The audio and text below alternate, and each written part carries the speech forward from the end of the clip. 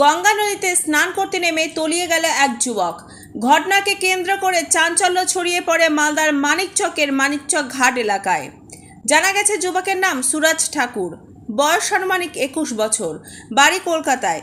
বিগত কয়েকদিন আগে মালদার বালুচর এলাকায় পরিবারের লোকজনের সাথে মামার বাড়ি ঘুরতে আসে ওই যুবক। এরপর সোমবার দুপুর নাগাদ পরিবারের লোকজনদের সাথে পুজো করার উদ্দেশ্যে মানিকচক ঘাট আসেন ওই যুবক বলে খবর। পরিবারের লোকজনদের সাথে গঙ্গা নদীতে স্নান করতে নামে ওই যুবক। তবে নদীর প্রবল স্রোতে তলিয়ে যায় সুরজ।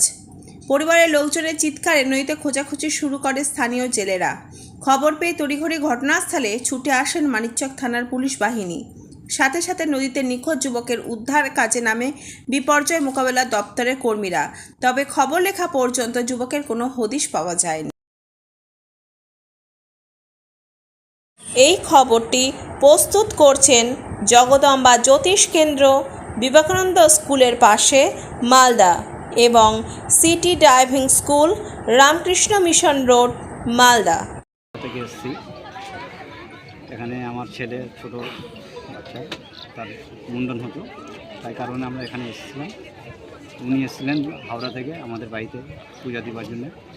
স্নান করতে গিয়ে সবাই স্নান করে উঠেছে, ওইও ওঠার চেষ্টা করেছে।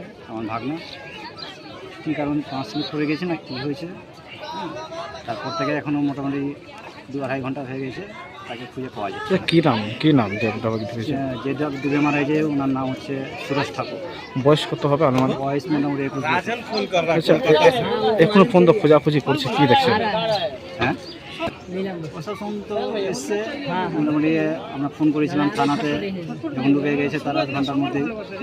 তারপরে মোটামুটি ঘন্টাখানিক পর 1-1.5 ঘন্টা পরে এখনো খোঁজাখুঁজি চলছে। এখন খোঁজাখুঁজি চলছে।